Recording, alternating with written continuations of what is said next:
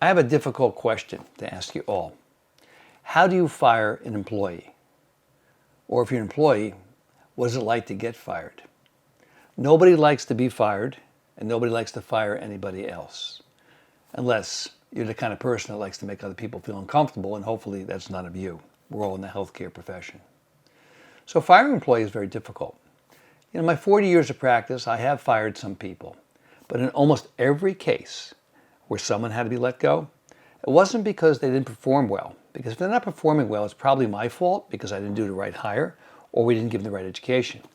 It's usually due to a crisis of integrity. Now, we have a number of core values in our practice, and one of them is integrity.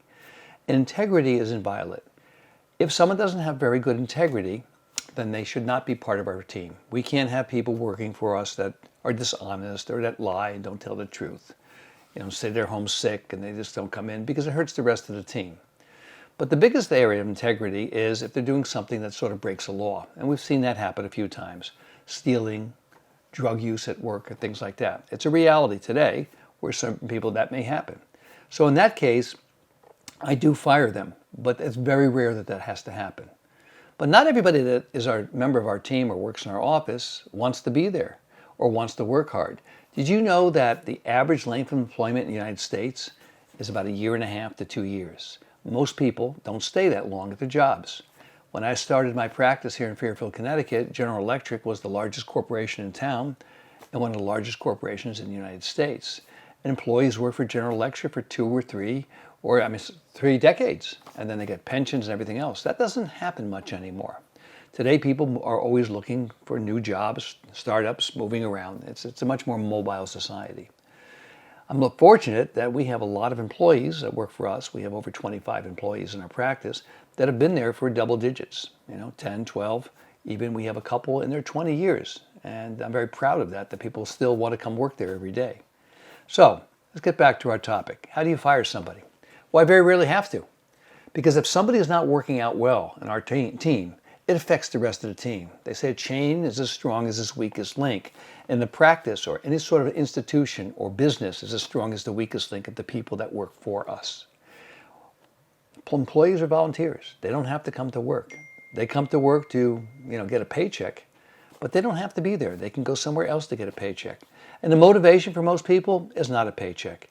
The motivation for most people is to be able to do some work that is greater than themselves, to provide value that is greater than the money that they receive. It's what Daryl Kane talks about in Kane Waters. They provide high value, and they love being there because they get to do something that's greater than themselves. I know I like to make a living, but what I like more than anything else is to provide tremendous values that make people very happy.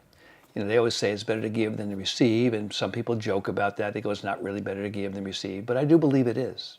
So if I have an employee that is on our team, that is not giving, that's dogging it, that is not being great with the patients, that's not being great with the other teammates, I don't have to say a word.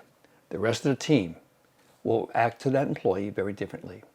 You ever notice that life is a reflection of who you're being? So if you have an employee that's not being really honest or ethical or nice or kind, or they're being lazy, the reflection of their life in our practice is not going to be very good, and they're not going to feel comfortable there. What they're going to want to do is they're going to want to find some place where they can act like they want to act that may not be appropriate in our practice. So I don't have to fire them. They usually fire themselves. And how does it happen? They stop coming to work, or they come to work late, and then we say they should come to work on time. And in a matter of a month or two, they usually say, they're going to find a job elsewhere. And you know something? I wish them the best, because our practice is not the best fit for everybody. It may not be the best fit for that person, and oftentimes I'll find them a position elsewhere where it may be the right fit. And I wish them the best, because that's what I want for everybody.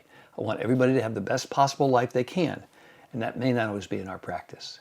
So firing an employee, very rarely do I have to do it. It has to usually come down to an integrity issue. That's lying, stealing, or perhaps inappropriate behavior in the office. But very rarely do I have to fire an employee because of, lack of performance. They do that to themselves. I hope this was helpful. Have a great day, everybody. And remember, be the gift.